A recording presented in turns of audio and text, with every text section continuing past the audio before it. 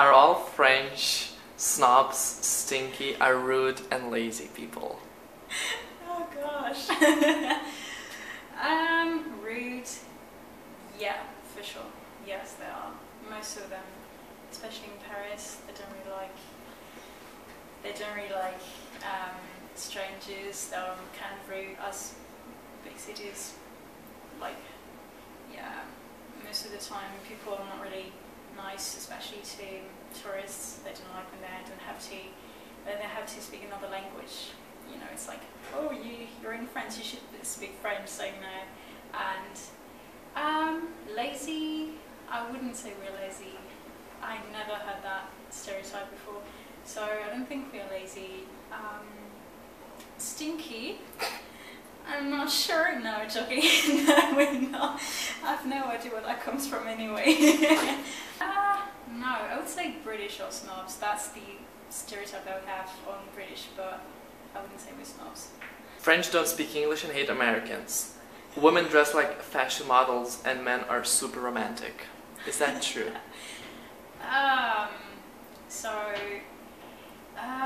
They don't speak English. Yes, they don't really speak English. French don't really speak English, or they don't really try, at least. They don't really like Americans either, and British even, they don't really like British anyways, worse than Americans. No, I think we dress better than Americans. That's my point of view, at least. I think Europeans dress better than Americans. French, I'm not sure if French dress better than the rest of Europe, but I think we care about our image, definitely. And men are not that romantic, no. Do French eat snails, frogs and drink wine all the time? And smelly cheese is your favorite national dish? Snails and frogs, no. I've never tried frog, and I think I tried snails once when I was like 4 years old, and I don't even remember. But wine, yes, we love wine, especially where I live. I'm from Southwest, near Bordeaux, and Bordeaux is really well known for the wine, so we drink wine nearly every meal. And smelly cheese, yes, you have no idea how many people have smelly cheese in their fridge in France. It's crazy. I hate cheese, so I don't know if I should be considered as French, and I don't like wine either, but you know. So are Swedish people really tall, blonde and blue-eyed, cold, reserved, love their coffee and stand in lines? Yes, we stand in lines. Blonde and blue-eyed, yes. Tall, not all of us. More so than your average Asian person, perhaps. And you have an obsession with coffee, don't you? Apparently, yes, I guess. Yeah, we like to have our Swedish bryggkaffe. You can't drink tea as I do, but you're sort of an outsider, I guess. Can you explain fika for me, please? Fika, yes. That's perhaps one of the most Swedish, one of the hubs in the Swedish culture. It's sort of like tea time in British culture, you know, it's like a snack, basically, you know, but it's very social, and you usually have fika in your working place. Like, if you have a break, you have fika paus, and if you're gonna meet your friend, you don't go out for a coffee, as you say here, right? You go out for a fika. Yeah, you have fika. Just, you know, the typical one is like cinnamon buns with coffee, maybe. Are all Swedes unemotional, slow, naive and arrogant, yet honest, modern, health-conscious, good-looking and sexually liberated? Whoa. Okay, let's see. Sexually liberated, I guess you would say that. I mean, compared to, yeah, in a global sense, definitely, yeah.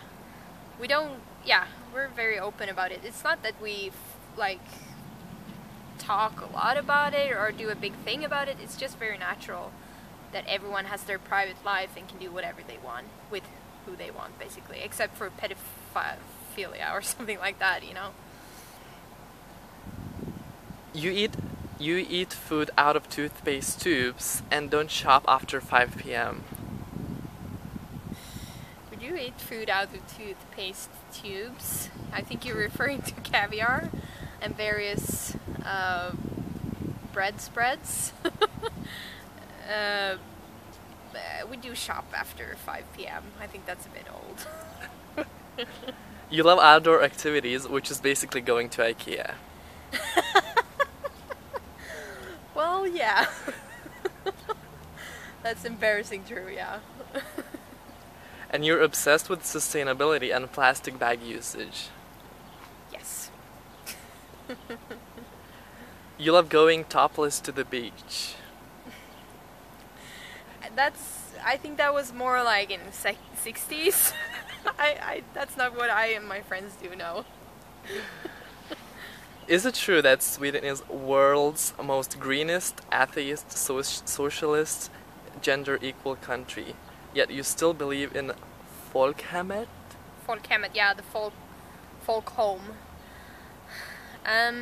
It's starting the folkhemmet notion is starting to get a bit dragged because we have a racist party that is has gained, I think, 13% in the general elections this fall, which was a tragedy for the whole country. But besides that, yeah, we are very socialist. I mean, we've been governed by socialism for half the 20th century. So, and what was the other thing? You're the most greenest, atheist, and gender equal country. We are atheists, yes, and we are green. We recycle everything, and yeah, we have the famous pappaledighet. Have you heard of that?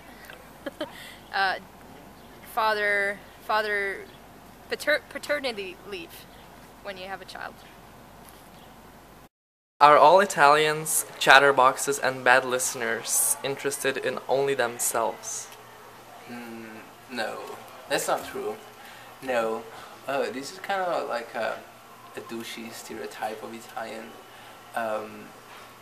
I think that some people are like that, especially men.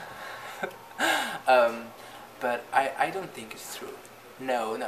On the contrary, I think that Italian people are really welcoming and really like caring about others.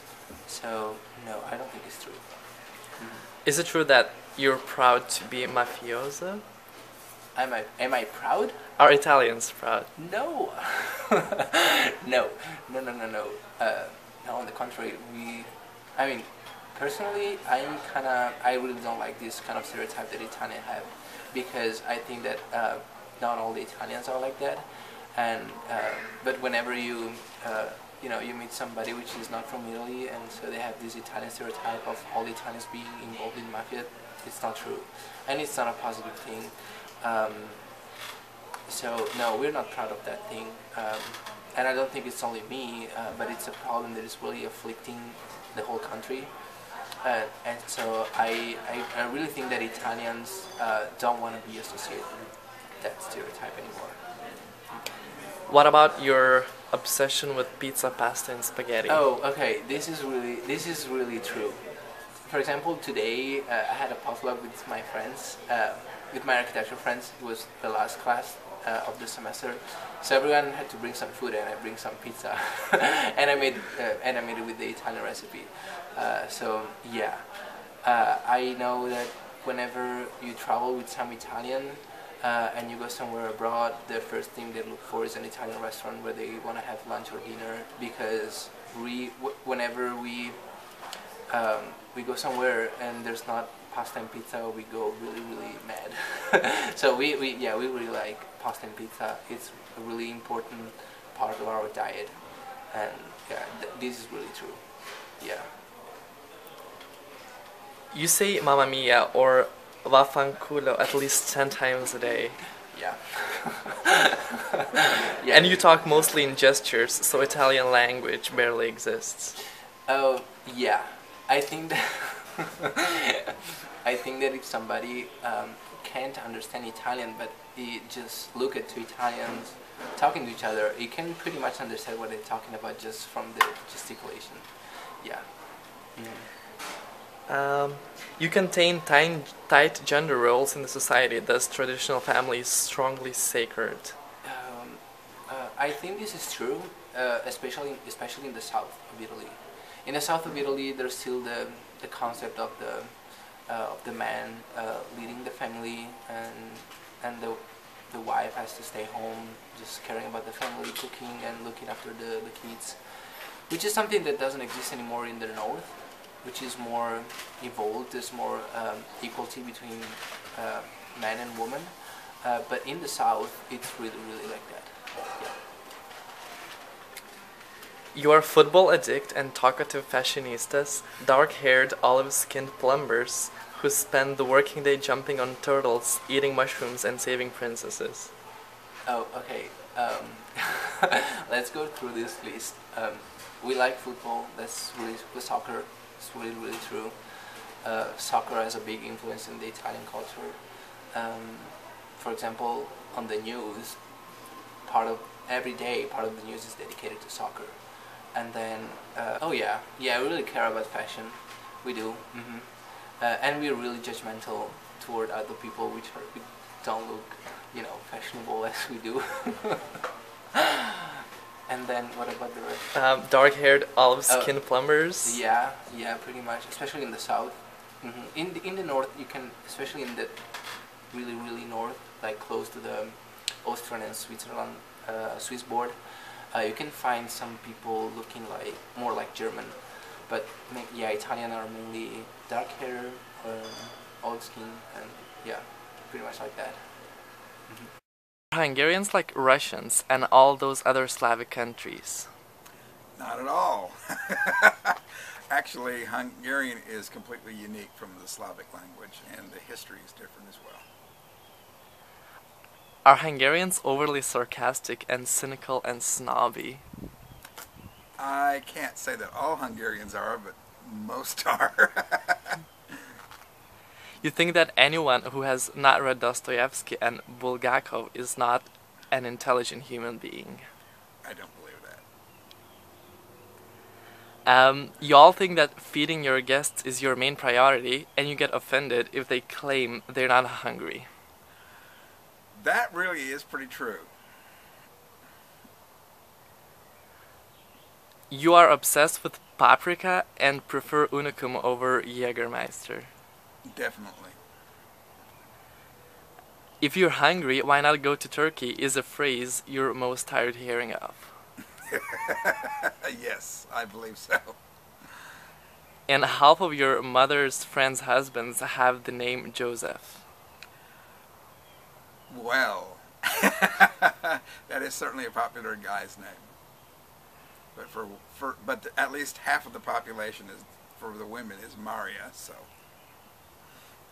And Bucharest is the capital city of Hungary. Oh no. And you can never explain what Makos Guba and Turo Rudi are. No, you just have to try them. You stand up in a trolley even when there are plenty of seats available. You never know when you have to leave in a hurry. You hate communists, French, Americans, and those who don't know a word in Hungarian or never heard of Budapest. Don't hate them, just look down on them. So, tell me now. Do Brits drink at least 5 cups of tea per day, constantly brag about the weather, don't like talking to strangers, are incredibly sarcastic, ridiculously polite and overly apologetic, have terrible food, very bad at foreign languages, and have a serious nationwide problem with alcohol? Okay, some of those are true. We do like to talk about the weather a lot. We like to complain about the weather. We like to be outwardly polite, like if there's someone in your way, you say sorry all the time until you're past them, and then when you're past them, you complain that they were in your way, but not to their face.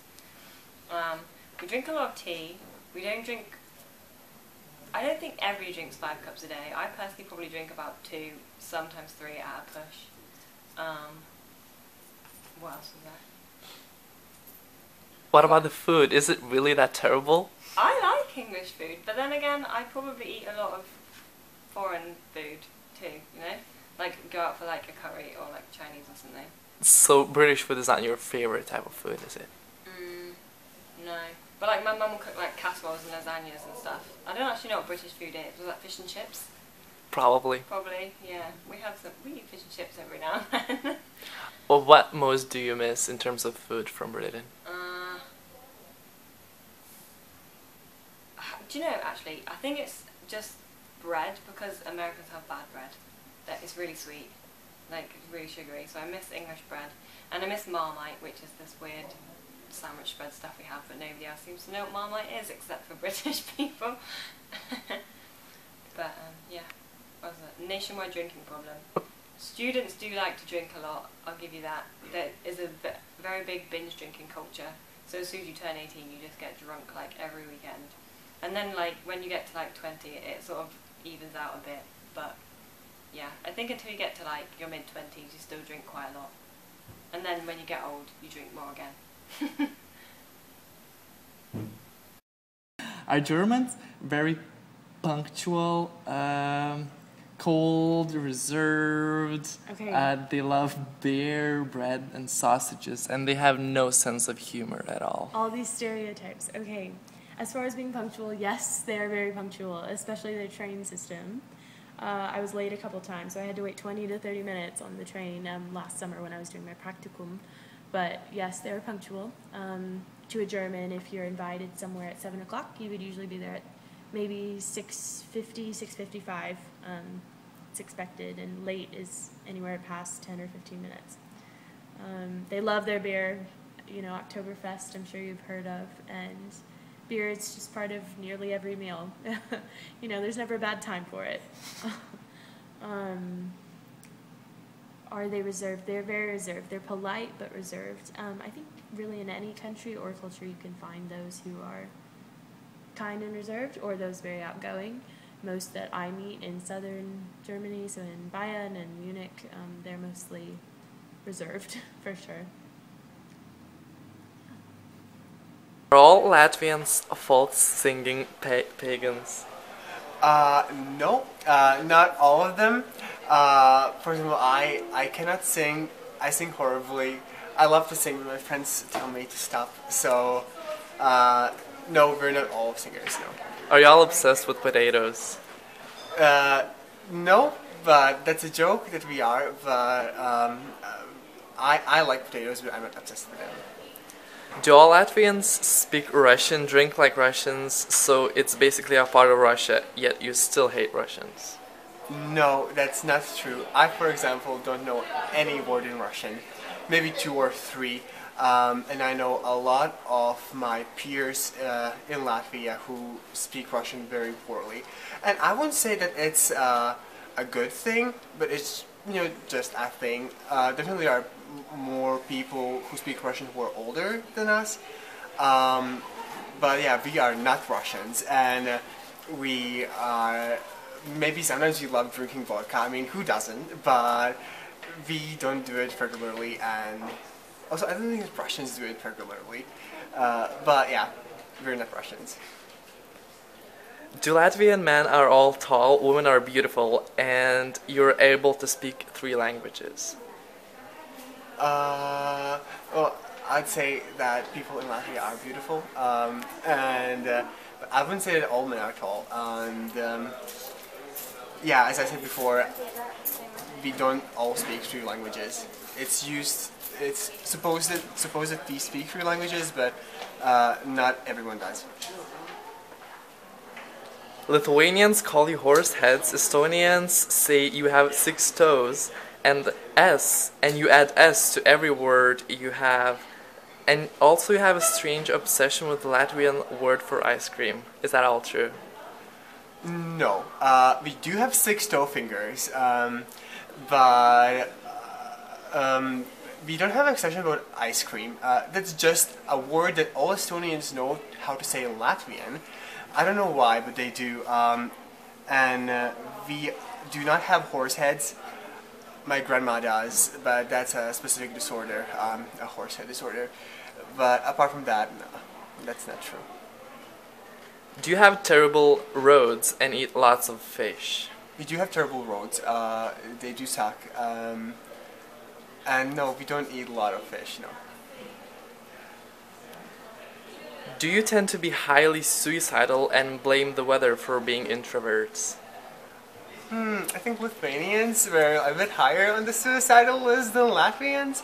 But I think we're like the same kind of on the top-ish on the suicidal lists of countries, which is horrible. And what was the second question? Do you Oh, blame the weather for being introverts? No, no, I would say that. I would blame sometimes people's intolerance towards other people. Yeah, I think Latvia has still